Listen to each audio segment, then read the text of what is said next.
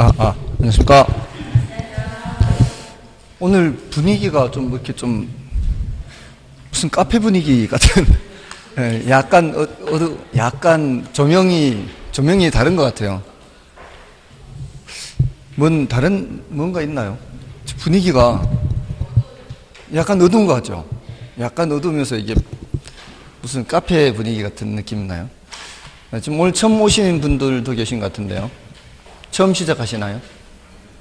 좀 하셨댔습니까? 좀 하셨댔습니까? 처음이신가요? 아니면 아예 처음이에요? 그래요? 그러면은 뭐 제가 따로 걱정하지 않아도 되겠죠. 왜냐하면은 처음 오시는 분들은 혹시 정말 처음인지 조금 하셨는지에 따라 수업하는데 약간 이제 신경 쓰이는 부분이 있어서 그래서 약간은 수업이 달라질 수가 있거든요. 그래서 그냥 진행하도록 하겠습니다. 오늘 할 차례는 효율적 시장 이론인가요? 40쪽? 40쪽 할 차례인데 마찬가지 지난주 했던 내용들을 좀 복습을 하고서 진도 나가겠습니다. 지난주에 했던 내용이 이제 수요 공급 위주입니다. 수요 공급 위주로 복습을 할 텐데요. 혹시 수요 공급을 굉장히 요약해서 하는 것이기 때문에 지금까지 공부했던 것하고는 조금 다른 방식일 수 있습니다. 좀 그걸 감안하고 들으시면 되겠습니다. 일단 수요 공급에서 체크해야 되는 개념이 유량 저량 개념이 있었죠. 유량 저량 개념은 언제든지 출제가 되면 맞출 수 있도록 준비를 하셔야 되고요. 그다음에 이제 수요량 변화, 수요 변화 이 개념 구별을 할 줄 알아야 되죠. 수요량 변화는 그 재화의 가격이 변하는 거죠. 수요 변화는 그 재화의 가격 외의 요인이 변하는 거고요. 공급량 변화도 마찬가지 그 재화의 가격이 변하는 거고, 공급 변화는 그 재화의 가격 외의 요인이 변하는 거죠. 근데 이걸 이제 우리는 그래프로 나타내야 되죠. 이거는 그래프상 같은 곡선상의 점의 변화로 나타나고, 이것은 선의 변화로 나타난다 그러죠. 근데 그 선의 변화가 선을 오른쪽으로 그리느냐 왼쪽으로 그리느냐, 여기 이제 관건이죠. 수요 곡선이든 공급 곡선이든 오른쪽 또는 왼쪽으로 그리는데 대체로 공급 변화에서는 예외적인 경우가 없죠. 오른쪽 아니면 왼쪽 딱 정해지는데, 수요 변화에서는 조심해야 되는 게 있죠. 소득이 증가하면은 수요가 어떻게? 소득이 증가하면 수요가 그냥 증가 무심코 대답하면 안 된다 이 말이에요. 소득이 증가하면은 수요가 증가한다 무심코 대답하면 안 되고, 이게 정상제이면은 수요가 증가하겠지만 열등제이면은 수요가 감소한다는 게, 이걸 이제 늘 염두에 둬야 돼요. 질문을 했을 때는 대답을 하겠지만 정상제의 경우 소득이 증가하면 수요가 증가해요 감소하고 당연히 생각하고 정상제 같은 방향 이렇게 생각하지만 그거를 인지를 이제 각인을 시키지 않고 그냥 혼자 판단하라고 했을 때에는 자칫 까먹을 수가 있죠. 소득이 증가하면 당연히 수요가 증가한다라고만 생각하는 거죠. 그러면 안 된다는 거예요. 열등제가 존재한다는 것을 조심해야 돼요. 그 다음에 이제 가격 상승 또는 하락에 대한 예상이 있죠. 수요자들은 가격 상승을 예상하면 수요를 증가시키는데, 수요자들은 가격 상승을 예상하면 수요 증가 같은 방향으로 나타나요. 근데 공급자들은 가격 상승 예상하면 공급을 줄인다는 거죠. 자, 여기에 이제 수요와 공급의 경우에 이제 좀 상황이 달라진다는 거. 그리고 가격 하락 예상하면은 수요자들은 가격 하락 예상하면은 수요를 감소시키는데, 공급자들은 가격 하락 예상하면은 공급을 증가시킨다는 거죠. 자, 여기에 이제 좀 조심해야 되는 거예요. 수요와 공급을 함께 기억해야 되죠. 예상은 함께 기억해야 돼요. 다음에 이제 가장 많이 틀리는 게 대가비, 대체재 가격 방향과 내가 살펴보는 자와 수요 변화 방향이 비례죠. 그러니까 빌라 가격이 올라가면은 사람들이 단독주택 사러 간다거나 또는 아파트 사러 가요. 그러니까 빌라 가격 올라가면은 아파트 수요가 증가죠. 돼지고기 가격 올라가면 어떻게 해요? 소고기 말고 닭고기 수요가 증가하는 거예요. 또 뭐가 있죠? 귤 가격 올라가면은 사과 수요 증가시키는 거죠. 이게 어떤 방향으로 나타나요? 같은 방향으로. 그래서 대체재 가격이 변하는 방향과 내가 살펴보는 자 수요 방향이 같은 방향, 비례다, 대갑이. 그래서 대갑이라고 했죠. 대갑이. 자, 근데 보완제 가격이 나오면 반대라 그랬죠. 소주 가격 올라가니까 컨디션 수요가 줄어듭니다. 책상 가격이 올라가면은 의자 수요가 줄어드는 거죠. 책상 가격이 올라가면 의자 수요가 줄어들어요. 그리고 반대로 커피 가격이 내려가면은 사람들이 커피를 더 먹으면서 설탕 수요를 증가시키는 거예요. 이게 반대로 커피 가격 내려가면은 설탕 수요 증가. 보가반이죠. 보가반. 보완제 가격이 나올 때는 반대로 움직인다. 이걸 기억하는 거고요. 대갑이 보가반이죠. 근데 간혹 또 대체재 수요를 질문할 수 있다 그랬죠. 돼지고기 수요가 증가하면은 닭고기 수요는 내려가고, 이 귤 수요가 증가하면은 사과 수요는 감소하고, 아파트 수요가 감소하면은 빌라 수요가 증가하고, 이렇게 대수반이죠. 대수반. 대갑이 대수반. 보가반. 이렇게 아예 외우고 있어야 되죠. 대가비를 중심으로 기억하시면 됩니다. 이게 가장 중요하니까, 대가비가. 물론 여기 이제 보수비 이렇게 할 수도 있지만, 이건 뭐 별로 중요도가 높지 않고요. 그 다음에 균형의 결정과 이동이죠. 균형의 결정은 수요량과 공급량이 똑같을 때 결정이 되는 거고요. 그리고 결정된 균형이 이동하는 것은 수요 곡선이 이동하거나 공급 곡선이 이동하는 게 균형의 이동이죠. 지금 대갑이 보가반, 대수반 이렇게 있는 것이 균형의 이동에서 적용이 되는 겁니다. 일단 균형이 결정된 상태에서 수요가 증가하면은 어떻게 해요? 그리고 수요가 감소하면 이걸 이제 묻는 거죠. 공급이 증가하면, 공급이 감소하면, 자, 이런 식으로 질문했을 때 균형의 이동을 이제 패턴에 따라서 하는 방법이 있죠. 근데 이제 그 패턴으로 하는 방법도 있고요. 자, 보세요. 균형 상태에서 수요가 증가하는 거는 수요 곡선을 어느 쪽에 그려요? 오른쪽에 그린다 그러죠. 근데 수요 곡선을 오른쪽에 그린다, 이렇게 수요 증가가 수요 곡선이 우상향 이동이다, 이렇게 해도 똑같지 않나요? 수요 곡선이 우상향 이동 맞죠? 그러면 수요가 감소하는 건 어떻게 이동해요? 좌하향 이동이죠. 공급이 증가하는 거는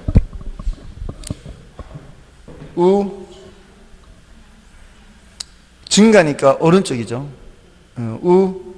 하향 이동이죠. 오른쪽 아래로 내려가고 있죠, 지금 선이.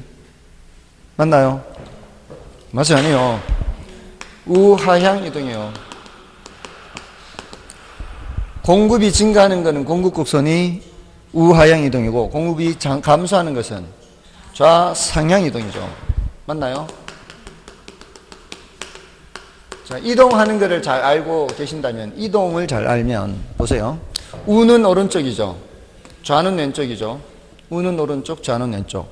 우는 증가고 좌는 감소. 증가, 감소죠. 앞에 있는 게 균형량을 나타내는 거고요. 뒤에 있는 게 균형 가격을 나타내는 거예요. 이건 상이죠, 상. 가격은 올라가고, 가격 내려가고, 가격 내려가고, 가격은 상승하는 거예요.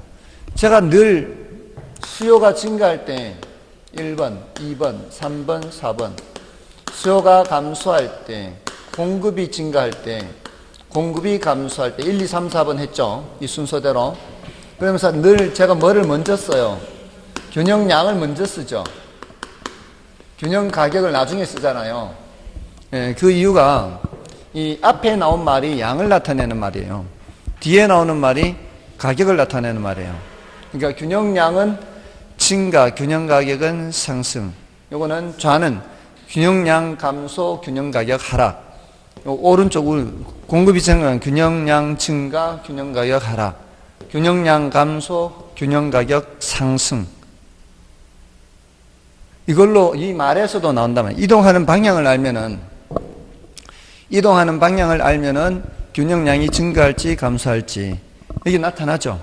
물론 지금까지 했던 방식대로 패턴에 따라 해도 되죠. 수요는 다 모두 다 위로 같은 방향으로 나타나는 거고요. 수요 감소할 때는 다 이제 균형량 감소하고 균형 가격 하락 패턴이 같죠. 근데 공급의 경우에는 자, 이게 공급 곡선이 우하향 이동이니까 균형량은 증가 하향 이동이니까 가격은 내려가는 거죠. 이게 좌상향 이동이니까 거래량은 줄고 상향이니까 가격은 상승하게 되는 거죠. 요거 단어 따라가도 별 무리는 없습니다. 이런 방법도 있다는 거죠. 이게 더 쉬워요? 말로 하는 게 더 쉬워요? 진작에 이렇게 가르쳐 주지. 많은 분들이 그렇게 말씀을 하세요. 진작에 이렇게 가르쳐 주지. 왜 이제서 이렇게. 근데 보세요. 이게 내공이 어느 정도 쌓였다는 뜻이에요. 처음서부터 이렇게 했으면 오히려 헷갈렸을 수도 있어요.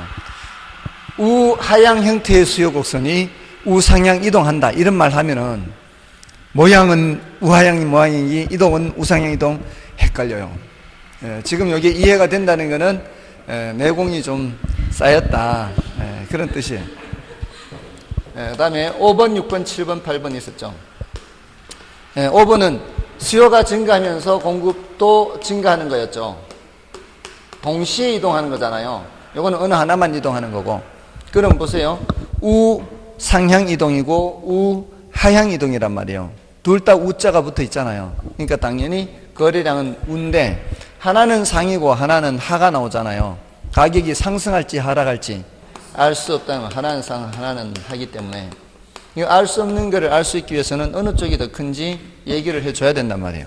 그럼 작은 쪽 지우고 공급 증가만 보면은 우하향 이동이니까 여기가 내려가게 되는 거예요. 우하향 이동.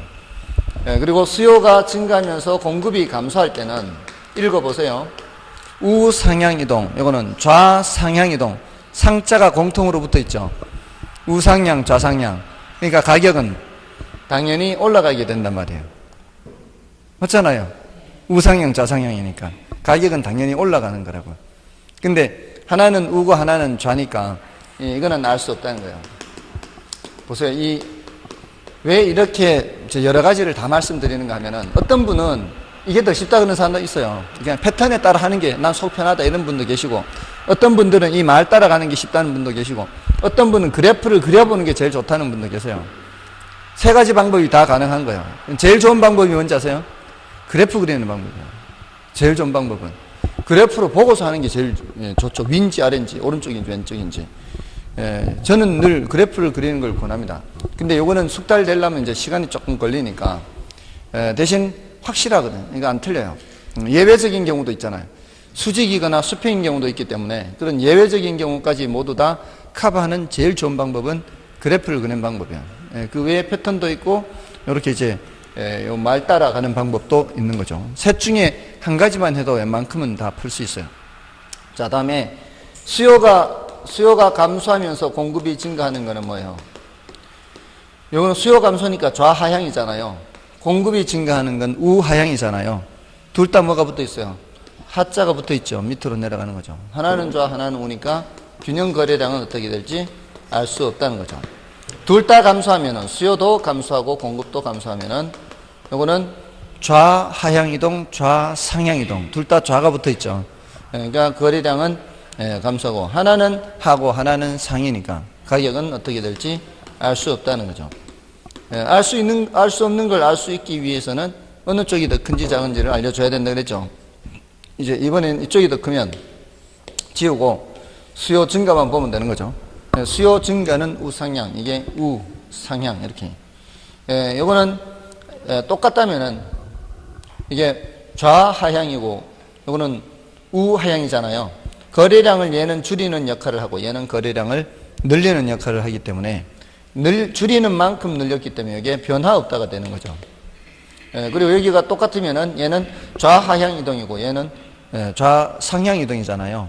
근데 둘 다 이제 좌는 좌인데 하나는 가격을 낮추는 요인이고 하나는 가격을 올리는 요인이란 말이에요. 가격을 낮추는 만큼 가격을 올리게 되니까 가격이 변화가 없다가 되는 거죠. 알 수 없다가 뭐가 된다? 변화 없다 이렇게 된다고요. 자, 이게 이제 균형의 이동까지고요. 그 다음에 탄력성으로 넘어와서 탄력성 개념 있죠. 탄력성 개념이 뭐라 그랬어요? 수량 변화의 크기라고 했죠. 수량 변화의 크기. 이 수량 변화의 크기 정도죠. 물론 이제 방향도 결정을 해야 되는데 방향은 당연히 안다는 전제하에 중요한 거는 크기가 중요한 거예요.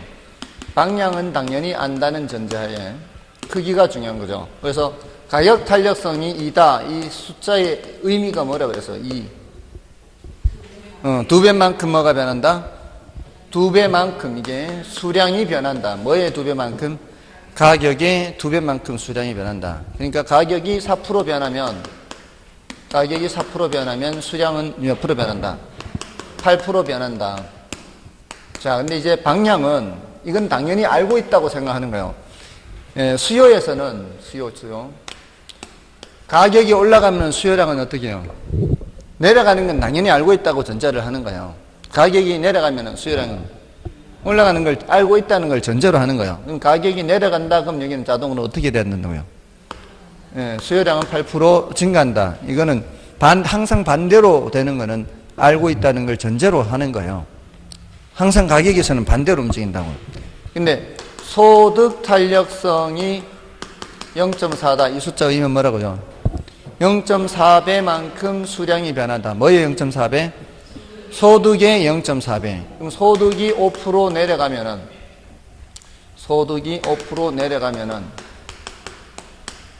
그러면 크기는 일단 어떻게 하면 되고요? 요 0.4 곱하기 5 하면 되죠. 5%에 0.4배 하면 되니까. 곱하기 하는 거 아니에요, 곱하기. 위로 아래로. 양수면, 위로가 아니고 양수면 같은 방향. 양수라고 무조건 위가 아니라고요. 양수면 분모, 분자, 부호가 모두 마이너스도 양수고 이것도 양수고 이것도 양수예요. 분모, 분자 숫자이기 때문에 양수면은 위라고 하는 게 아니고 양수면 같은 방향이라고. 요놈하고 요쪽이 같은 방향이라고. 여기 방향과 여기 방향이 이게 같은 방향의 의미라고. 됐나요? 제가 이렇게 얘기하면 막 화낸다 그래요, 사람들이.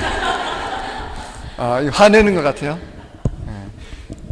웬만해서는 이게 화내는 게 아니고 이렇게 화내는 듯한 표현을 보이는 거지. 그죠? 함부로 이러지도 못하겠어요. 화낸다고 하니까. 뭔 뜻인지 아시겠죠? 같은 방향의 의미는 이게 화살표가 같은 방향이다 이 말이에요. 아시겠죠? 근데 이게 마이너스 0.4다 그러면은 소득이 5% 내려가면은 어떻게 해요? 일단 크기는 곱하기 하면은 이제 마이너스를 생각하지 말고 곱하기는 하는데 이 반대 방향 이렇게 된단 말이에요. 여기가 마이너스면 반대 방향. 됐나요? 그것만 주의를 하시면 되는 거예요. 같은 방향이냐 반대 방향이냐. 자, 교차 탄력성이 마이너스 0.2예요. 뭔 뜻이에요? 이거는 보완제죠. 마이너스는 0.2배만큼 변하긴 변하는데 반대 방향으로 변하는 거죠. 소주 가격이 10% 내려가면 이 말이야. 10% 내려가면은 컨디션 수요가 2% 증가다 이 말이에요. 소주 가격 내려가니까 사람들이 소주 더 먹으면서 컨디션도 더 먹는다 이 말이죠. 됐나요? 이게 방향이 반대 이렇게. 보가반이면 보가반. 보완제 가격은 반대로 나타나니까 마이너스가 되는 거죠. 됐나요? 그건 개념이 된 거예요, 개념. 여기 이제 정상제, 열등제, 대체제, 보완제, 대가비, 보가반 됐고, 이제 개념 종류 됐고, 그 다음에 응용. 응용은 이제 균형의 이동과 관련된 거예요. 균형의 이동에서 공급이 증가하면 가격이 하락해요, 상승해요? 가격이 하락하죠. 공급이 증가하면 가격이 하락하는 것은 당연한 거예요. 당연한데 공급이 증가하면 가격이 하락은 하는데 얼마나 가격이 많이 하락하느냐 이 말이에요. 공급이 증가하면 이렇게도 가격 하락하고 이렇게도 하락하는데 어떤 게 더 많이 하락해요? 더 가파를수록 더 많이 하락한다 그랬죠. 우리는 어떤 재화에 관심이 많다 그랬어요. 이런 비탄력적인 재화, 가파른 재화에 관심이 많다고. 정부에서는 국민의 생필품과 관련되는 거예요. 국민의 생필품과 관련되는 것들은 공급이 증가하면 가격이 그냥 하락하는 게 아니라 폭락하네요. 폭락. 그렇잖아요. 공급이 감소하면 그냥 상승하는 게 아니라 폭등하는 거, 폭등. 그래서 폭락하거나 폭등, 가격이 폭락하거나 폭등하는 이런 재화, 우리 정부에서는 관심을 가질 수밖에 없어요. 그래서 여기서는 비가더죠, 비가더. 비탄력적일수록 가격이 더 변한다고. 맞나요? 이런 재화가 우리 먹는 식품 같은 거라 그랬잖아요. 풍년 들면 가격 폭락하고 흉년 들면 가격 폭등하고, 정부는 이런 재화에 관심이 많다 이 말이에요. 비탄력적인 재화예요. 비탄력적인 재화에 관심이 많으니까 우리는 뭐를 중심으로 기억하면 돼요? 비탄력적일수록 가격이다. 이렇게 이걸 중심으로 기억하는 게 훨씬 더 중요하니까. 근데 문제는 그렇게 하면 재미가 없잖아요. 문제는 똑같은 걸 물을 수가 없잖아. 그러니까 비탄력적일수록 양은 어떻게 변하는지도 묻고, 비탄력적일수록 양은 어떻게 적게 변하는 거지. 중심은 뭐가 중심인데, 가격이 얼마나 많이 변하는지 적게 변하는, 이게 주된 관심인데, 비탄력적일수록 양은 적게 변해요. 양 변화는 좌우 변하니까 얘는 여기서부터 여기까지 변하는 거고, 양이 B는 양이 여기서부터 여기까지 변한단 말이에요. 맞나요? 비탄력적일수록 양은 적게 변한다 이 말이에요. 됐나요? 그리고 이제 탄력적일수록도 물을 수 있겠죠. 반대로 탄력적일수록 양은 더 많이 변하지만 가격은 적게 변하는 거죠. 됐나요? 그래서 중심은 뭐가 중심이다? 비가더. 우리는 여기에 관심이 많기 때문에 비탄력적일수록 가격이 더 변한다는 거예요. 아시겠죠? 그러니까 어떤 하나를 확실하게 기억하는 게 더 중요해요. 그리고 실제로 이게 더 중요하니까. 비탄력적일수록 가격이 더 변하는 게 중요하니까. 다음에 탄력성과 판매 수입이에요. 물론 여기 극단적인 경우도 있죠. 어느 하나가 수평이면은 균형 가격의 변화가 없고, 어느 하나가 수직이면은 균형 거래량의 변화가 없다. 했잖아요, 이거. 균형 가격 변화가 없고, 균형량의 변화가 없고. 근데 이제 탄력성과 판매 수입에서는 뭐예요? 탄력 구간은 이 위죠. 비탄력 구간은 이 아래죠. 탄력 구간에서는 가격을 내리고, 비탄력 구간에서는 가격을 올려서 판매 수입을 증가시킨다. 이렇게. 여기가 한가운데가 이 넓이가 제일 넓다 그랬죠. 이게 바로 판매 수입과 같은 거라 그랬죠. 근데 이렇게 넓이가 좁았다가 여기서 가격을 낮추어야 넓이가 늘어난다는 거예요. 그래서 탄력 구간은 가격을 낮춰야 되고, 비탄력 구간은 가격을 올려야 된다. 단위 탄력적일 때에는 가격을 올리든 내리든 판매 수입의 변화가 없다. 이런 얘기 했고요. 다음에 이제 탄력성 크기 결정 요인 했죠. 이게 마지막이었죠. 탄력성 크기 결정 요인에서 수탄 크기 결정 요인, 공탄 크기 결정 요인. 수탄 크기 결정 요인은 대체재가 많을수록, 고려하는 기간이 길수록, 가격 수준이 높아질수록, 소비에서 차지하는 비중이 커질수록. 맞나요? 그래서 대체재가 많을수록, 그리고 고려하는 기간이 길수록, 가격 수준이 높을수록, 소비에서 차지하는 비중이 커질수록, 시장을 세분할수록, 용도가 다양할수록, 사치제일수록. 그다음에 여기 공탄 크기 결정 요인에서는 이 고려하는 기간이 길수록은 탄력성이 커지는 거 맞고, 용도 전환이 용이할수록 탄력성이 커지는 거, 이거는 수요나 공급이나 비슷한데 뭘 조심해야 된다 그랬어요? 생산에 소요되는 기간. 생산하는데 걸리는 시간이 길수록은 비탄력적이고, 또 생산 요소 가격이 올라갈수록, 생산 요소 가격이 올라가게 되면은, 그러면은 이 공급자들이 이 생산 요소를 구매를 해서 공급량을 증가시키기가 어렵죠. 비탄력적이 되는 거죠. 비탄력적이. 그 다음에 제한하는 법규가 많을수록, 제한하는 법규가 많을수록 비탄력적이 되는 거죠. 됐나요? 자, 이렇게 해서 체크를 하시면 되고요. 자, 이제 오늘은 효율적 시장 이론 들어갑니다.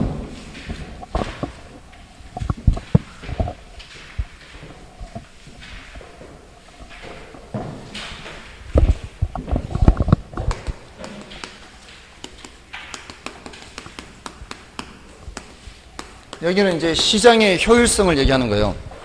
시장이 얼마나 효율적이냐, 비효율적이냐 이런 걸 따지는데, 자본주의 사회에서는 여러 가지 측면에서 효율성을 따져요.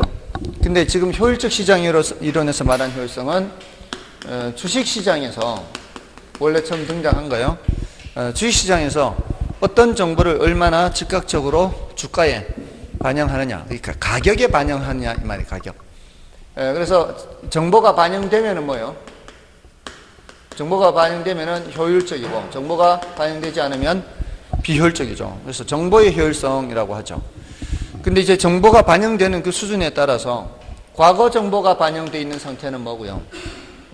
과거 정보가 반영되어 있는 상태는 효율성의 정도가 약하다 그러죠. 약성 효율성 하고요. 요거는 이제 어떤 생각을 하시면 되는가 하면은 한 6, 70년 전에 우리나라 생각하시면 되죠.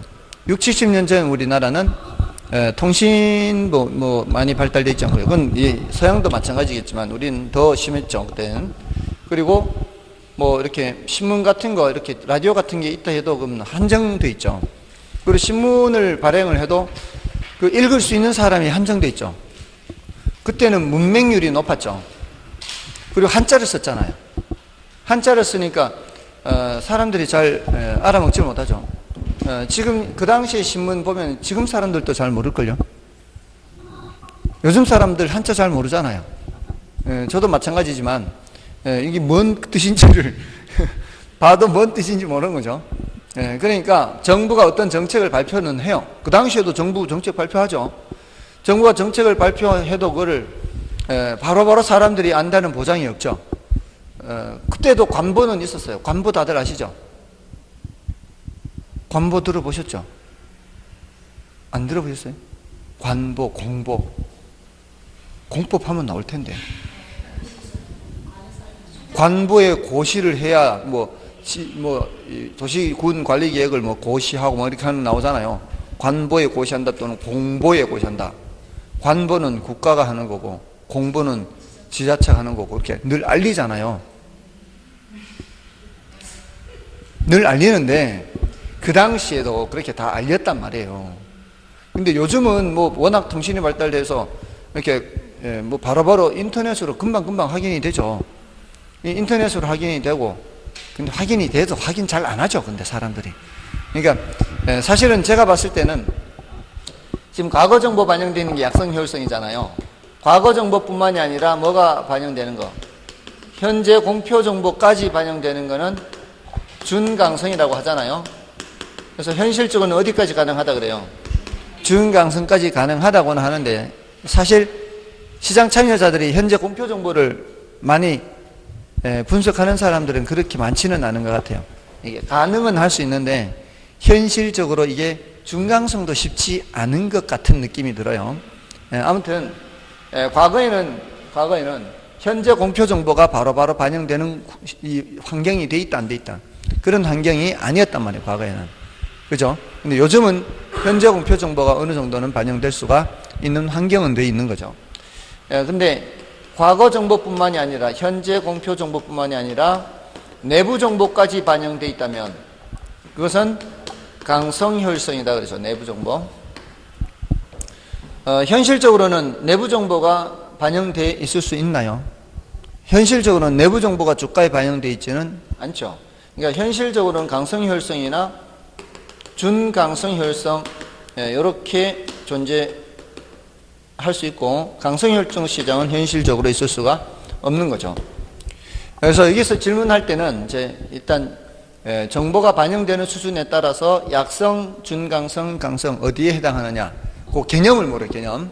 약성 효율성이 반영되어 있는 상태, 과거 정보가 반영되어 있는 상태, 약성 효율성. 현재 공표 정보까지 반영되어 있는 상태, 준강성. 내부 정보까지 반영되어 있는 상태, 강성 효율성. 이거는 이제 현실적으로 있을 수는 없다. 이게 현실적으로 이게 있을 수 없기 때문에 사람들이 어떻게 해요? 내부 정보 이용하려고 그러는 거죠. 내부자 거래. 법적으로 처벌하고 있죠. 예를 들어 어떤 회사가 다른 회사하고 거액의 계약을 체결한다. 그럼 그 회사 입장에서는 수익이 엄청 올라가겠죠. 그러면 그 담당 직원은 알 거 아니에요. 담당 직원은 이제 내일이면 계약서 체결하니까 이제 미리 주식 사가지고 그러면 시세 차익 얻을 수 있죠. 그러니까 그런 사람들은 처벌하잖아요. 그래서 수시로 조사를 한대요. 수시로. 근데 수시로 조사를 하는데 자기 이름이나 자기 주변 가족 이름으로 살 사람 어디 있어? 다른 친구나 이렇게 친구 명의 빌려가지고 이렇게 하겠지. 그러니까 모르긴 몰라도 분명히 그런 사람이 있겠죠. 근데 적발이 안 되면 처벌 안 받는 거고, 적발이 되니까 간혹 적발되는 사람들 처벌받잖아요. 그런 사람들이 분명히 있을 거야. 그런 유혹을 느끼니까. 이건 완전히 반칙 아닌가요? 그렇잖아요. 다른 사람들은 다 모르는 상태인데 혼자 알고 그런 걸 이용을 하는 거니까. 아무튼 현실적으로 있을 수는 없다. 자, 다음에 이제 그 다음 질문이 뭔가 하면은, 이러한 시장에서 초과이윤을 얻을 수 있느냐 없느냐 이걸 물어요. 초과이윤이라는 게 뭐예요? 다른 사람들보다는 더 높은 이윤을 얻는 걸 말하는 거죠. 그러려면은 어떻게 돼요? 다른 사람이 알고 있는 정보보다 더 많은 정보, 더 우수한 정보를 알고 있어야 초과이윤을 얻을 수가 있겠죠. 만약에 시장이 이런 상황이라면, 옛날 한 60, 70년 전에 70년 전에 누군가가 초인이 있어서, 그 당시 사람들은 거의 그런 생각을 못 하는데, 그 사람은 정부에서 관보에 고시를 하면은 관보를 늘 살펴보고, 이렇게 해서 어디가 어떻게 개발하겠다, 무슨 정책을 하겠다 하면은 알고 바로 이제 실행하는 사람들, 이런 사람들은 엄청나게 돈을 벌 수 있겠죠.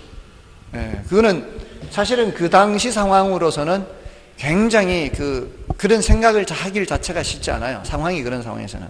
다들 이런 상황인데, 이런 정보를 이용하는 것은 쉽지 않은 거죠. 그러니까 시장이 이런 상황에서 이런 정보 가져가면 당연히 초과이윤을 얻을 수 있겠죠. 그리고 이런 정보도 마찬가지죠. 그 당시에도 내부적으로 검토하는 그런 단계가 있을 거 아니에요. 근데 이런 약성혈성 시장에서 현재 공표 정보나 내부 정보를 가져가면 당연히 초과이윤을 얻을 수 있다는 거죠. 그럼 현실의 이런 시장에서는 이런 정보 가지고는 초과이윤을 못 얻죠. 현실의 이런 시장에서는 어떤 정보를 가져가야 돼요? 내부 정보, 이거보다 우수한 정보를 가져가야 초과이윤을 얻을 수가 있는 거죠. 근데 현실적으로 이게 정보라는 게 이게 스펙트럼이 있잖아요. 정보라는 게 현재 공표 정보 아니면 내부 정보, 이것만 있는 건 아니에요. 현재 공표 정보보다 더 우수한 정보이긴 한데 내부 정보는 아닌 그런 정보도 있어요, 사실은. 예를 들어 주식 투자하는 사람 중에 이런 사람이 있대요. 주식을 투자하기 위해서는 그 회사 탐방을 한대. 탐방. 그 회사를 가서 회사 분위기를 살펴보는 거예요. 직원들이나 그 주주 담당하는 직원도 만나서 인터뷰도 하고, 그리고 그 회사 앞에 가서 밥도 먹어보고 술도 한잔 먹어보고, 그러면서 이제 식당 주인하고 또 얘기도 한대요. 이 회사 요즘 회식 자주 하냐고. 그럼 요즘 회식 자주 안 한다 그러면은, 이 분위기가 좀 안 좋네, 이런 식으로. 꼭 공표하는 정보가 아니더라도 그 회사 주변에서 일어나는 이런 행동들을 보면은, 직원이나 그 주변의 행동들을 보면은 이 회사의 분위기를 어느 정도 파악할 수 있다는 얘기죠. 그런 정보는 공표 정보는 아니잖아요. 그리고 내부 정보도 아니죠, 사실은. 근데 그런 것들을 이렇게 캐치를 하는 거지. 그러면은 최소한 다른 사람들보다 손해를 덜 보거나 또는 이익을 더 많이 내거나 할 수 있지 않나요? 그러면은 뭐를 얻을 수 있다는 거예요? 초과이윤을 얻을 수 있다는 거죠. 뭔지 아시겠죠? 그러니까 초과이윤을 얻기 위해서는 시장에 반영되어 있는 수준의 정보보다는 더 우수한 정보를 가져가야 돼요. 그래서 보다 우수한 정보를 이용하면은 뭐예요? 보다 우수한 정보를 이용하면은 초과이윤을 얻을 수도 있죠. 이렇게. 그래서 요 두 시장은 보다 우수한 정보를 이용해서 초과이윤을 얻을 수 있어요. 근데 지금 강성혈적 시장에서는 내부 정보까지 반영되어 있잖아요. 그럼 내부 정보까지 반영되어 있는데 저거보다 우수한 정보는 있을 수가 없잖아요. 그러니까 이건 어떤 경우에도 초과이윤을 얻을 수가 없어요.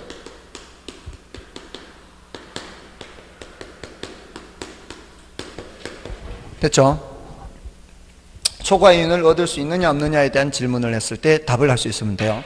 근데 이때 이제 표현이 두 가지 표현 가지고 함께 이제 사용하면서 기술적 분석이라는 용어가 있죠. 기술적 분석, 기본적 분석. 이렇게. 기술적 분석은 과거 정보를 분석하는 거죠. 기본적 분석은 과거 정보뿐만이 아니라 현재 공표 정보까지 분석하는 거예요. 그러니까 시장은 약성효율적 시장인데 기술적 분석을 하는 것은 보다 우수한 정보를 분석하는 게 아니죠. 약성효율적 시장에서 기술적 분석은 보다 우수한 정보를 분석하는 게 아니기 때문에 초과이윤을 얻을 수가 없어요. 근데 중강성, 그러니까 기술적 분석은 약성효율적 시장이든 중강성효율적 시장이든 강성효율적 시장이든 이런 분석으로는 초과이윤을 얻을 수 있는 곳이 없어요. 근데 기본적 분석으로는 여기에는 초과이윤을 얻을 수 있어요. 이 시장은 어떤 정보밖에 반영이 안 돼 있어요. 과거 정보밖에 반영이 안 돼 있는 시장이니까 이런 시장에서는 여기까지 분석하면은 초과이윤을 얻을 수도 있는 거죠. 근데 기본적 분석으로 이런 시장에서는 초과이윤을 얻을 수 있어요, 없어요? 이런 시장에서는 초과이윤을 얻을 수 없어요. 똑같은 수준의 정보 분석밖에 안 되니까. 됐나요? 자, 이런 식으로 이 용어를 사용해서 초과이윤을 얻을 수 있다, 얻을 수 있다, 어디서 얻을 수 있다, 요거를 질문했을 때 대답할 수 있으면 돼요. 여기 강성효율적 시장은 어떤 경우에도 초과이윤을 얻을 수가 없다. 여기 이제 두 번째 질문이에요. 첫 번째 질문은 이제 시장의 분류, 약성, 중강성, 강성 분류고, 두 번째는 초과이윤을 얻을 수 있느냐 없느냐, 어떤 시장에서 어떤 정보로 초과이윤을 얻을 수 있다 없다 이걸 판단하는 거예요. 그 다음에 세 번째 질문이 이거 할당적 효율성입니다. 세 번째 질문이 할당적 효율성. 자, 이 할당적 효율성은 이제 어떤 의미인가 하면은, 자, 일단 잘 생각해 보셔야 돼요. 지금 이 어떤 경우에도 초과이윤이 없는 시장, 어떤 경우에도 초과이윤이 없는 시장이 무슨 효율성이에요? 강성효율성이죠.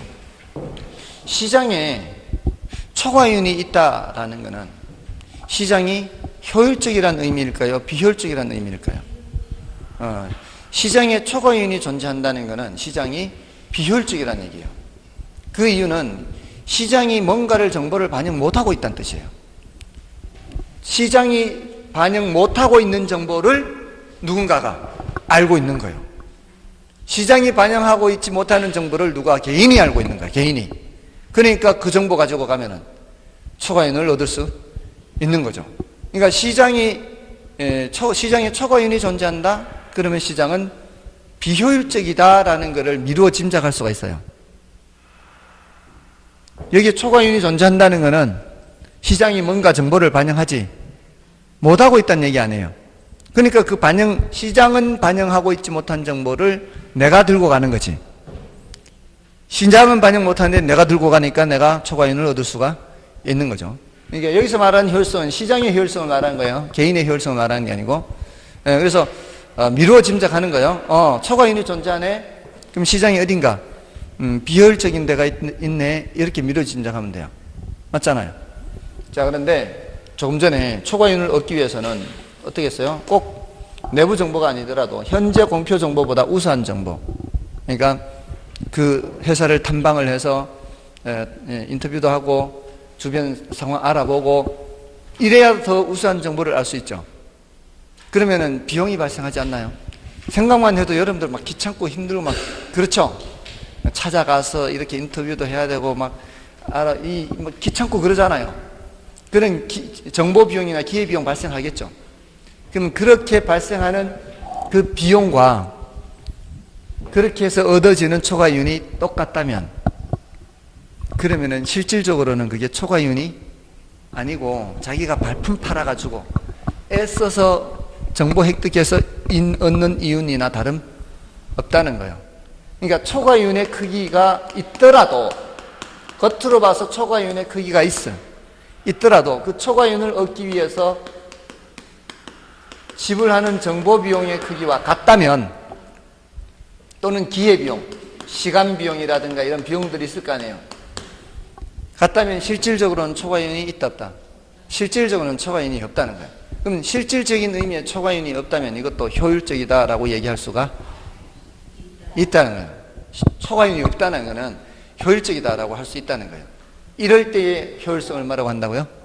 할당적 효율성이라고 얘기를 한다는 거예요. 그러니까 누군가가 꽁으로 가져가는 건 없다는 얘기예요. 애쓰는 만큼 가져간다는 얘기죠. 애쓰는 만큼.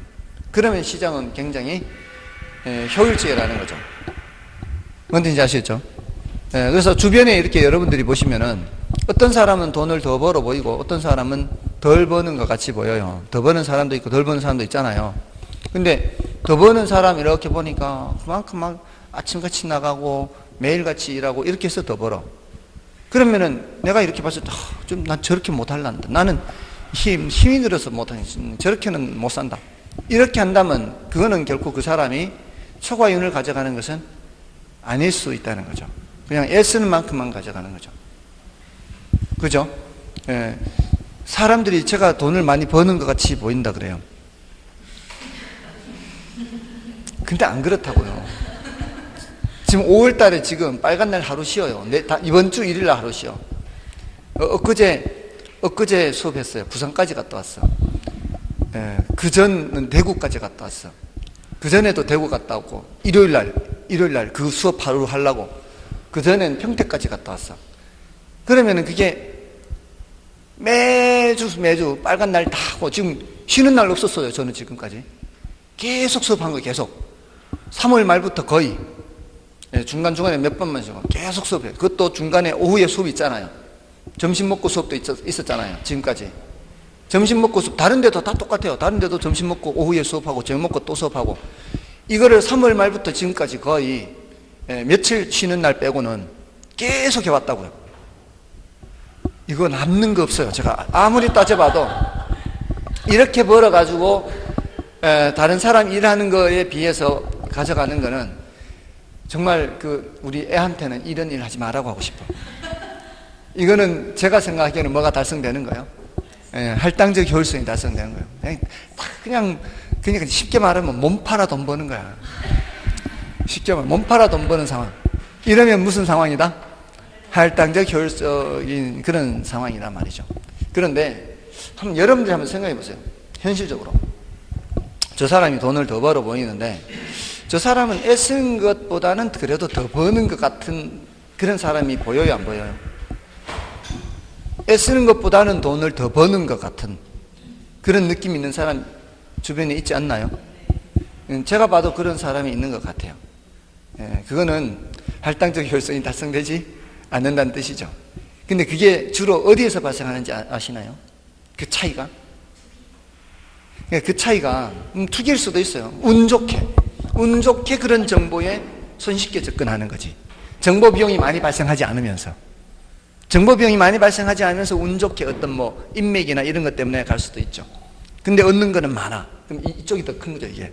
정보 비용은 얼마 안 되는데 이게 더 큰 거. 이게 보통 투기지, 투기. 그러니까 그거는 할당적 효율성이 달성되지 않는 거죠. 그러니까 그런 말도 나와요. 부동산 시장에서 투기가 존재한다는 거는 뭐가 달성되지 않기 때문에요. 할당적 효율성이 달성되지 않기 때문에 그런 거예요. 근데 그게 대부분 어떤 건가 하면은 바로 지식이에요, 지식. 지식의 부가가치라고 보면 돼요. 그러니까 지식을 얻는데 애쓰는 그 비용이나 노력보다는 그 지식으로 얻는 이익이 훨씬 더 크다라는 거죠. 그래서 지식의 부가가치가 그만큼 커요. 그래서 우리나라든 세계 어느 나라든 이거는 평균적이에요. 반드시 대졸자가 더 높은 건 아닌데 고졸자보다 대졸자의 연봉이 더 높아요. 고졸자보다 대졸자. 그러니까 이거는 평균적인 거예요, 평균적인 거. 근데 예전에 비해서 이게 격차가 더 축소되니 확대되니 이런 얘기를 하는데 지금은 점점 축소보다는 처음엔 좀 축소되는 듯 하다가 이제는 점점 확대되는 경향이 있어요. 그러니까 막 길을 써서 대학을 가려고 하는 거죠. 근데 우리나라는 그 학력보다 이력 할 때 있죠, 이력. 여기 쓰는 거, 소개팅 글자가 생각이 안 나. 이력, 그러니까 학벌. 그냥 간판 또는 그냥 졸업장. 실제 그 지식 말고. 중요한 건 실제 지식이죠. 그러니까 자꾸 한 그 정주영 회장 같은 사람들은 초등학교도 못 나왔다 그랬잖아요. 그렇다고 해서 그 사람이 지식이 없는 건 아니거든요. 사실은 지금 우리가 이렇게 공부를 해도 합격증이 중요한 게 아니라 사실은 지식이 더 중요한 거죠. 그렇지 않나요? 합격증은 증일 뿐이고 내가 실제로 그 지식을 가지고 얼마나 돈을 버느냐 그렇지 않느냐는 것은 나의 학력, 그 지식이에요. 힘력자. 그러니까 지식을 아는 게 더 중요하다는 거죠. 그렇게 중요한 공부를 하는데 졸아서는 안 되겠죠. 정신 바짝 차려야지. 졸아서 안 되지. 그 지식이 더 중요하다는 거예요. 제가 봤을 때는 그 지식으로 인해서 할당적 효율성이 달성 안 되는 것 같아요. 그러니까 지식을 쌓는 게 중요하다. 만약에 그런 사람이 있다면 대체로는 그런 지식으로 부가가치를 이제 얻는 사람들인 거죠. 자, 아무튼 자, 요 세 번째 질문이에요. 그러니까 첫 번째는 약성, 중강성, 강성 구별하는 거. 두 번째는 초과이윤을 얻을 수 있느냐 없느냐 질문했을 때 대답. 그다음에 할당적 효율성은 초과이윤의 크기와 정보 비용의 크기가 똑같다면 뭐가 달성된다? 할당적 효율성이 달성된다는 거죠. 자, 이렇게 하고 교재에서는 뭐 설명은 거의 다 드렸으니까 40쪽에 뭐 효율적 시장 이론에서 개념과 유형 다 있죠. 여러분들이 확인만 하시면 되는데요. 예를 들어서 이제 좀 더 살펴보면 41쪽에 준강성 효율적 시장을 보세요. 41쪽에 준강성 효율적 시장의 동그라미 2번을 보시면 현재 공표된 정보를 토대로 시장 가치 변동을 분석하는 것을 기본적 분석이라고 하며 준강성 효율적 시장의 시장 참여자들은 모두 기본적 분석을 하고 있다고 전제되므로 기본적 분석을 하여 투자를 한다고 하더라도 정상 이상의 수익을 획득할 수는 없어요. 똑같은 수준의 정보 가지고는 안 되는 거죠. 따라서 어떤 사람이 준강성 효율적 시장에서 정상 이상의 이익을 얻었다면 이것은 공표된 정보 이상의 우수한 정보에 의해 가능한 것이지 결코 이미 공표된 사실에 의한 것은 아니라는 겁니다. 됐나요? 자, 그 기본적 분석 함께 용어를 알아두시고요. 나머지는 이제 여러분들이 확인해 주시고 넘어가시면 이제 할당효율적 시장을 보세요. 자, 할당효율적 시장에서는 동그라미 1번에 자원의 할당이 효율적으로 이루어지는 시장으로서 어느 누구도 기회비용보다 싼 값으로 정보를 획득할 수 없는 시장을 할당효율적 시장이라고 그래요. 기회비용보다 싼 값으로 정보를 획득할 수 있다면 할당효율적 시장이 안 되는 거죠. 그러니까 누군가가 옆에 그냥 운 좋게 그런 정보 아는 사람한테 옆에 붙어가지고 손쉽게 정보를 아는 경우, 이런 경우에는 싼 값으로 정보를 획득한 거죠. 그러면 뭐가 달성 안 되는 거예요.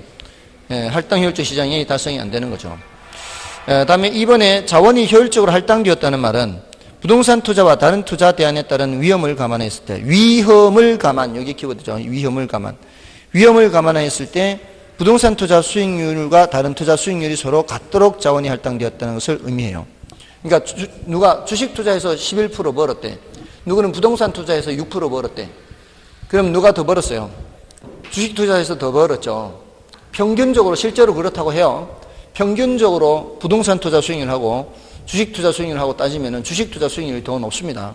그런데 문제는 주식 투자 수익률이 평균이 11%라고 할 때 평균이 11%예요. 평균이 11%. 그건 뭘 의미하는 거예요? 어떤 사람은 쪽박 찬 사람도 있고 어떤 사람은 대박 터진 사람도 있어요. 그 평균이 11%라는 얘기고 부동산 투자에서 수익률이 6%다 이 소리는 이 사람 여기에서도 물론 6%보다 더 번 사람이 있고 덜 번 사람도 있지만 주식 투자만큼 쪽박 찬 사람은 없다는 거예요. 그리고 주식 투자한 것만큼 대박 터진 사람도 없고 위험이 적은 만큼 수익률도 적고 위험이 큰 만큼 수익률도 크고 그게 딱 위험을 감안했을 때는 똑같다면 그것도 뭐가 달성되는 거예요? 할당적 효율성이 달성되는 겁니다. 다음에 나머지는 이제 여러분이 확인하시고요. 그 밑에 반가로 2번을 보세요. 반가로 2번에 완전 경쟁 시장은 항상 할당 효율적이다 이렇게 돼 있죠. 앞에 우리 완전 경쟁, 불완전 경쟁 했죠. 완전 경쟁은 현실에 존재하는 거야, 안 하는 거예요? 존재 안 하는 거죠. 완전 경쟁 시장은 처음부터 초과인이 있을 수 있어요, 없어요? 초과인 없어요. 모든 정보가 공개돼 있고 모든 정보를 공유하고 진퇴도 자유롭고 막 이렇기 때문에 완전 경쟁 시장은 처음부터 초과인이 없어요. 그러니까 당연히 뭐가 되는 거예요? 할당 효율적 시장이 되는 거예요. 이걸 따질 필요가 없다는 거죠, 이거를. 그리고 강성 효율적 시장도 보세요. 초과인 존재하지 않죠. 강성 효율적 시장도 초과인 없고 그리고 정보를 분석할 필요도 없어요. 이미 내부 정보 다 반영되어 있는 상태예요. 그러면 강성 효율적 시장도 당연히 뭐가 되는 거예요? 할당 효율적 시장이 되는 거예요. 근데 그 시장의 성립 조건으로 따졌을 땐 포함 관계가 이렇게 돼요. 얘가 달성하기가 제일 까다로워요, 시장이. 그 다음에 얘가 이제 그 다음이고요. 얘도 현실적으로 존재하기 쉽지는 않지만 얘가 가장 이제 그나마 조건이 덜 까다로운 거예요. 그래서 완전 경쟁 시장이면 할당 효율적 시장이다. 강성 효율적 시장이면 할당 효율적 시장이다. 이렇게 얘기를 할 수 있어요. 근데 할당 효율적 시장이면 완전 경쟁 시장이다. 요거는 말이 안 되는 거예요. 반대로 가는 건 말이 안 되는 거예요. 예를 들어서 여중생이다. 여중생, 여기 여학생이다. 여기가 여자다. 이렇게 하면은 여중생이면 여자죠. 여학생이면 여자죠. 여자면 여중생이에요. 그건 안 되죠. 반대로 가는 건 안 되잖아요. 포함관계가 그렇다 이 말이에요. 그러니까 완전 경쟁 시장이면 할당 효율적 시장이 돼요. 근데 할당 효율적 시장이라고 해서 완전 경쟁 시장인 것은 아니다라는 거예요. 왜? 불완전 경쟁 시장도 뭐가 될 수 있으니까. 할당 효율적 시장이 될 수 있으니까. 그러니까 그 반가로 2번에 동그라미 1번 보시면 되죠.